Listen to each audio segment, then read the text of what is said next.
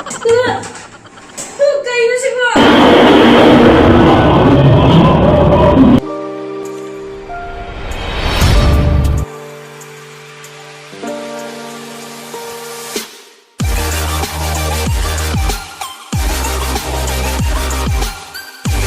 Hello guys, good morning. Welcome back to my channel and happy April Fool ngasi di mayam prank toro ngasi prank di on thoje ko April Fool jado mayam ayuk ne hujik loire ma tum baholang biro ko chatlaga adum haidi non stop prank se tawra je mayam aduga mayam na ai video je noi tari like share subscribe tawramo anoba changbirak ba ai channel je changbirak ba chine naw yaw taragadi like share subscribe button choi choi na nambiyu ai anoba channel ai anoba video lakpo matamda dong gi mobile da hana yawnaba ado mayam na ai bu support tawbiyu khoi bu support tawbiyu video dum samjarake do ngasi ki video je hauno tawrji pura non stop prank nei tawdoi je myam do enjoy tawne hana khalli myam jado myam kena tawrje prank taw horje myam ko support adu di prank taw bom da chala je myam ai yore ko yo chang je kai to yin si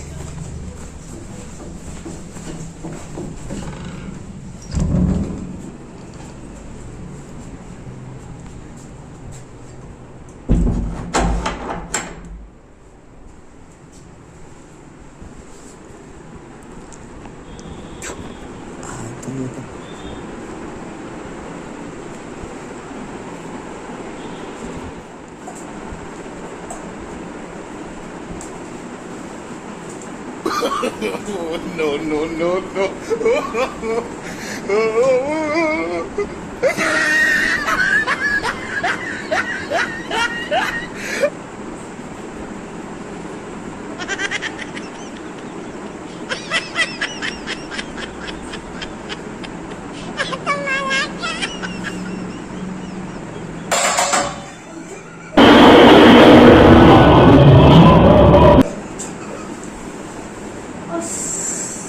Hầu anh giải cái hầu đuôi ta rồi suti anh đang kể nó tốt suti ra sẽ suti cái tốt rồi Ay, dugo. sẽ rất là suti ra anh là giải cái hầu đuôi ta rồi anh là giải cái hầu đuôi nó là ta sẽ là dễ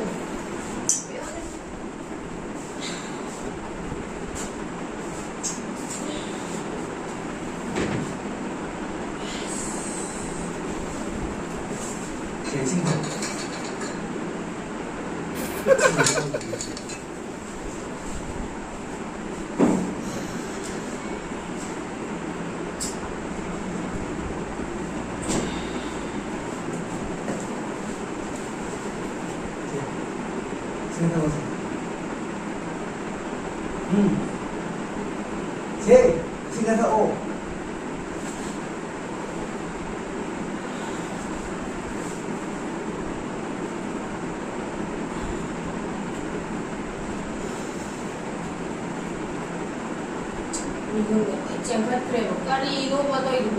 suti anh cái sai đi không đúng ta đây suti rất kén công tôi đi lau cung cái lối này cung tông ta liệt kỳ về đây lau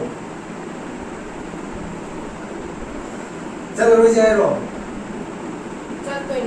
sao sắp tới rồi chân rồi đi lau cung cái nó ta đấy đâu không khai đá rồi đâu không khai đá rồi anh đi rồi sẽ làm đi không để không tôi đi rồi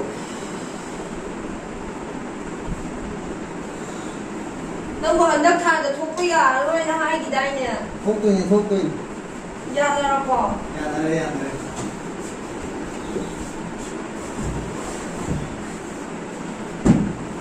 Beauty kai ne gidai ko. Kaya sa dalo yale nang se.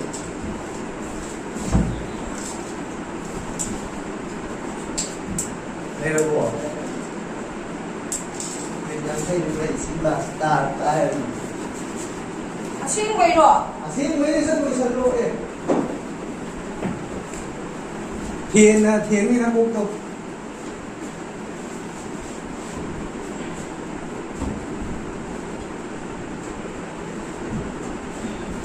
Adudi kamay daw mo. Kung saan niya sobra sa ano. Kaya itong puro daw ni kayo. Kaya ba?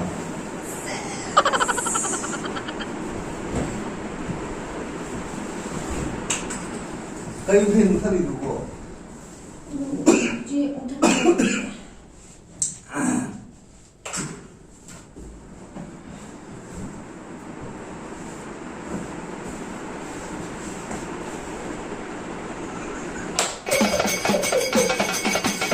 Hanggawa at iyada. Happy April Fool. Suti itu tok sunai lo. April Fool wa ini pura full ngakri kayo. Tunggu. Wan pu ai kayo sa to ini breakfast sem nangna sem mo. Satu itu lo. Kayo no. Suti satu apa? April Fool nga si get one ni yang kusi uktaja di.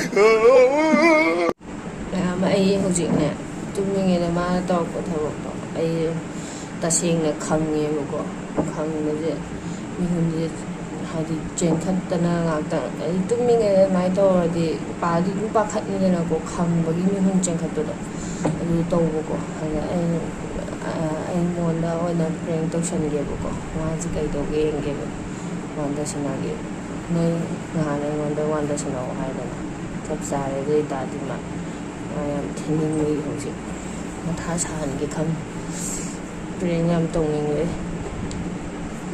suti ju thokane haraga suti tho roi aduda ma mathak makha olhan ge hosi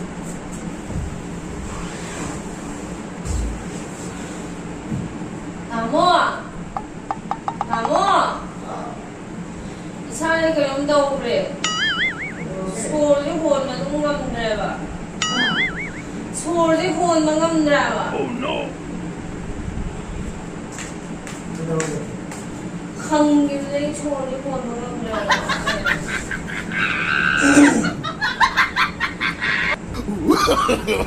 No.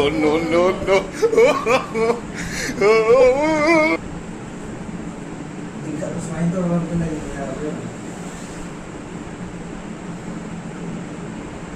Singa bebo. No.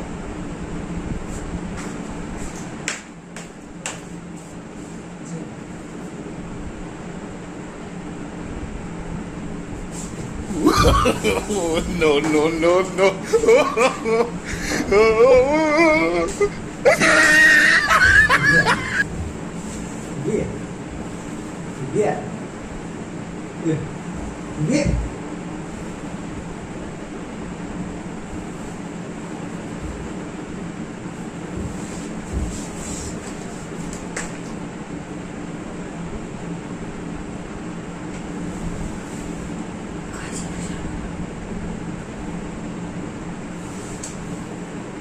Keluar kalau ada yang gitu.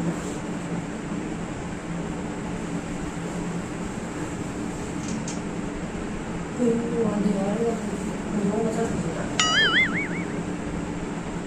I pray ni mang dah. Oh no.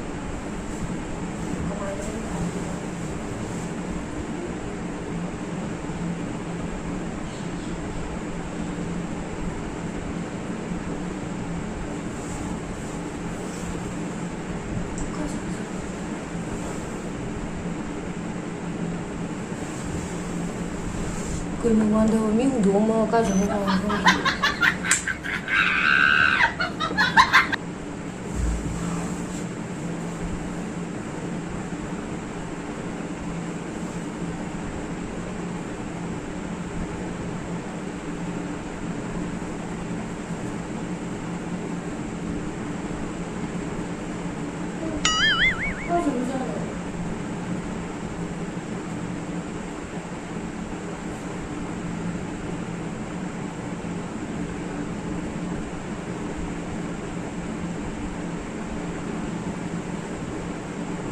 Rồi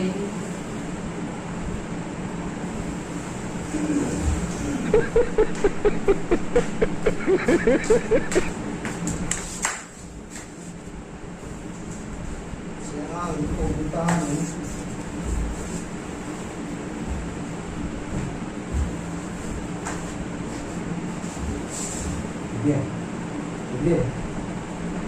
Dia.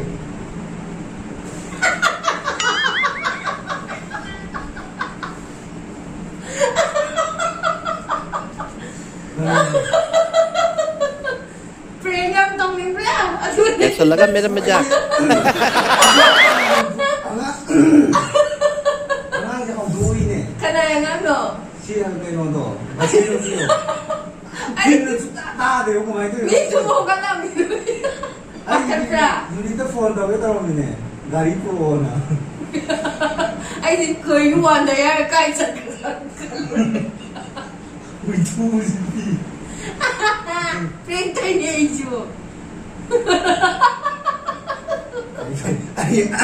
ꯑꯩꯅ ꯅꯣꯟ stove ꯄ꯭ꯔꯦꯡ ꯇꯧꯅꯤ ꯍꯥꯏꯔ ꯃꯥꯅ ꯑꯃꯨꯛ ꯇꯧꯁꯜꯂꯛꯑꯦꯕ ꯑꯩꯅ ꯀꯩꯅꯣꯅꯦ ꯋꯥꯟꯗ ꯌꯥꯔ ꯀꯥꯏꯁꯦ ꯍꯨꯃꯥꯡ ꯈꯥꯡꯉꯤ ꯍꯨꯃꯥꯡꯒ ꯈꯥꯡꯉꯤꯁꯤ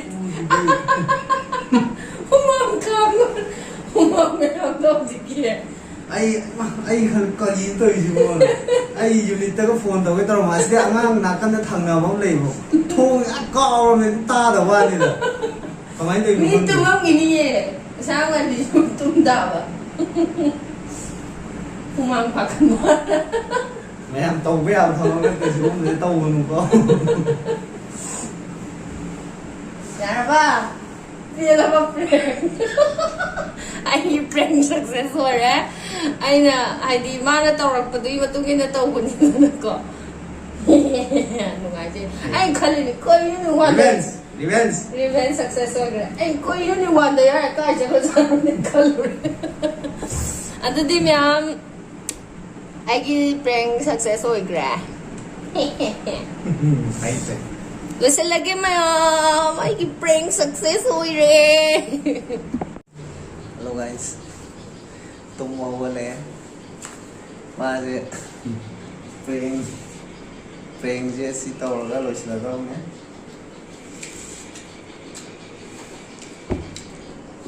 ꯑꯩꯅ ꯇꯧꯗꯣꯏ ꯄ꯭ꯔꯦꯡꯁꯦ ꯌꯦꯡꯉꯣꯕ ꯇꯨꯝ ꯍꯧꯒꯠꯂꯛꯄꯩ ꯑꯆꯥꯄꯣꯠ ꯆꯥꯕ ꯁꯥꯗꯣꯏꯅꯦꯕꯀꯣ ꯑꯩ ꯁꯦꯝꯃꯛꯀꯦ ꯄꯣꯠ ꯆꯩꯁꯤꯡꯁꯦ ꯃꯌꯥꯝ ꯌꯦꯡꯉꯣꯁꯦ ꯑꯪꯒꯨꯔꯁꯤ ꯂꯩꯔꯦ ꯄꯦꯞꯁꯤ ꯊꯝꯆꯞꯅꯦꯕꯀꯣ ꯁꯤꯅ ꯁꯥꯗꯣꯏꯅꯦ ꯚꯤꯅꯤꯒꯔ ꯁꯣꯌꯥ ꯁꯣꯁ ꯍꯥꯏꯕ ꯁꯣꯌꯥ ꯁꯣꯁꯅ ꯁꯥꯗꯣꯏꯅꯦ ꯁꯤ ꯀ꯭ꯔꯤꯝ ꯑꯆꯥꯄꯣꯠꯁꯤ ꯂꯩꯔꯦꯀꯣ ꯄꯦꯞꯁꯣꯗꯦꯟꯁꯤ ꯂꯩꯔꯦ ꯑꯗꯨ ꯃꯌꯥꯝ ꯁꯦꯝꯃꯒꯦ ꯃꯥꯅ ꯆꯥꯅꯕ ꯄꯣꯠꯁꯦ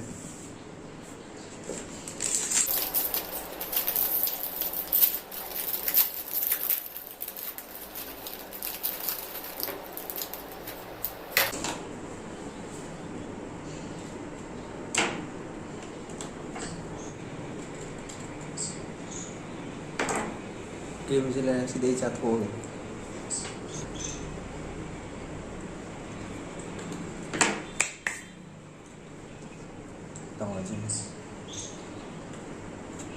मैं डालूंगी अच्छा बहुत क्रीम वहाँ पर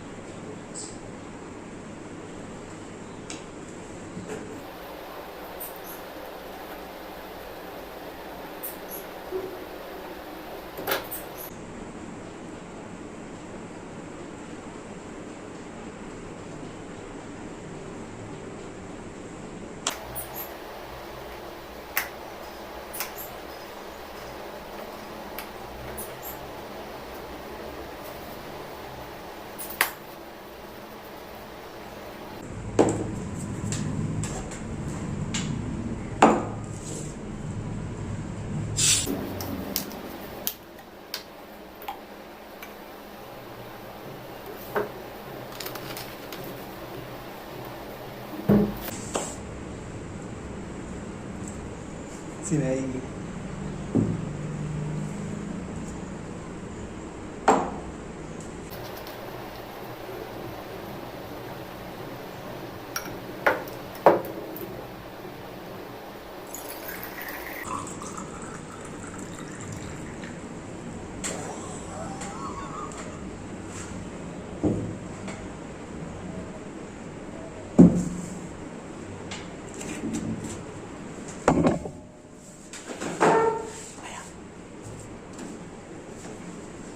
कौरसी कौन दे Baby! Baby! How? Lao hay mấy thà chứ lao ăn bún cái chơi mấy ai thiên cái chất bát thiên cái gì lao. Ăn bún là sao vậy? Lao. Anh biscuit cái tao gì nè? Cream biscuit cái tao phải lấy gì nè?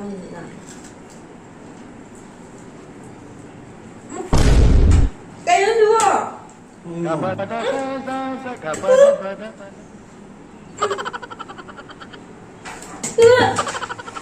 Cây nó xinh quá.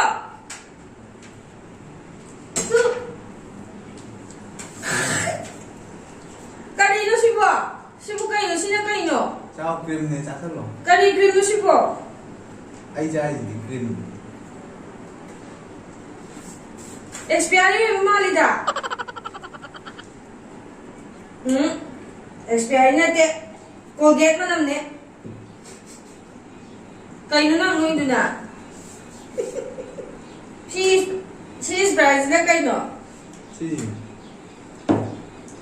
Ai thấy gì chắc mà này. Video namin sila prank tayo ra. Si kayo no ba? Si po si kayo no ba? Soya sauce này. Nang thao. Thao. Dạ. Xin chào. Cha rồi. Ang gula na kay happy eh. Cái mặt này là hạt đi. Masih si na to eh.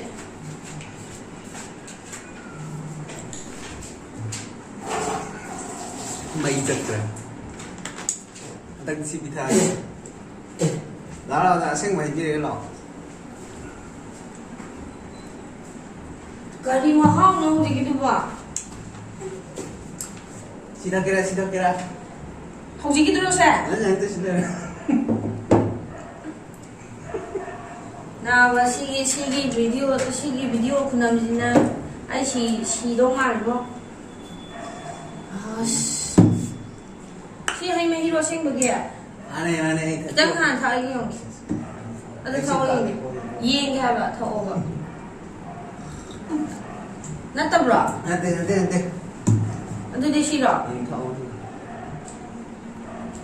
Si manam nam me. Ini si thao. Hai me hero se si ja sing mana to. Aneh. Dang tha yi yong ai nam de thao ba. Yot pra khangong driver. Yu là cái thấu ông thì kìa. Tụi anh thật thuốc gì này gì? Ô mani tụi vậy. Mua cho. Nang tháo là cái sâu bờ gì nang. Tàu về vậy. Sinh mấy tàu bờ nè. Dạ, sao rồi à?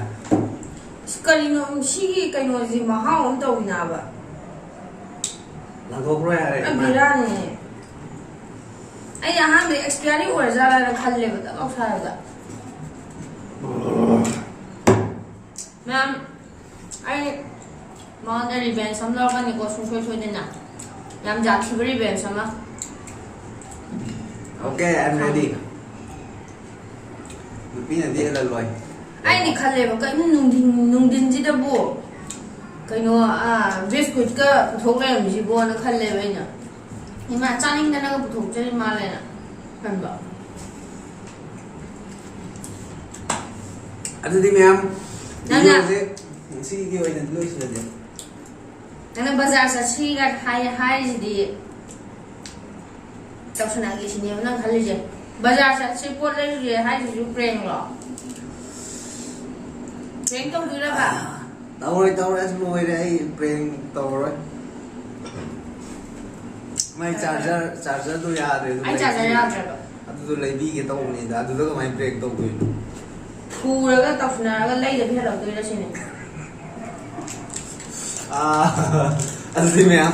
Nasi video dulu sih lagi, mai dah di like, share, subscribe tau video. Mathan video dah. Kali ini masih hai to. Mayam na video ini ne. Hai di aku itu tahun ini mau to. Video second manga taragi video ini si tahun ini video nama aku itu WhatsApp tau video ini. Sungguh tolong kan? Aduh video dah aku itu tolong kau.